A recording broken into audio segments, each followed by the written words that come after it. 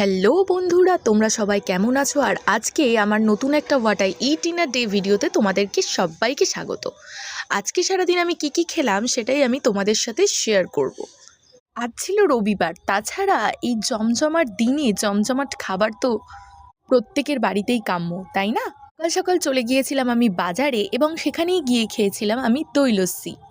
তারপরে বাড়ি এসে আমি খেয়ে নিয়েছিলাম ইডলি, যেটা আমি বাজার থেকে এনেছিলাম। আর ইডলিটা আজকে ভীষণ সফট হয়েছিল। তোমরা কে কে ইডলি খেতে আমার মতো পছন্দ করো অবশ্যই কমেন্টে জানিও। তারপর আমি খেয়ে নিয়েছিলাম একটা চপ, আর চপটা না সত্যি দারুণ খেতে ছিল। এরপরে মা রকিকে খাইয়ে দিচ্ছিল ভাত। আজকের রকির খাবারে ছিল মাংস, আর রকির তো মাংস পেলে অন্য কিছু দরকার হয় না। তো জোরদার একটা খিদে পেয়ে গিয়েছিল, তো আমি খেতে বসে পড়েছিলাম 2:30 নাগাদ।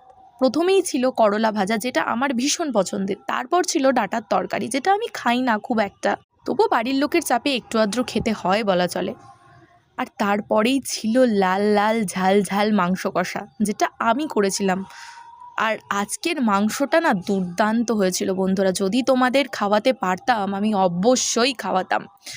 তো আজকে একদম সুন্দর করে মেখে মুখে আমি খেয়ে নিয়েছিলাম মাংস। এখন ভয়েস ওভার দিতে দিতে আমার আবার খিদে পেয়ে যাচ্ছে। যাই হোক, সারাদিন এত কিছু খাওয়ার পর রাতে আর খাবার কোনো এনার্জি ছিল না। তো এখন আমি তাই ভিডিওটা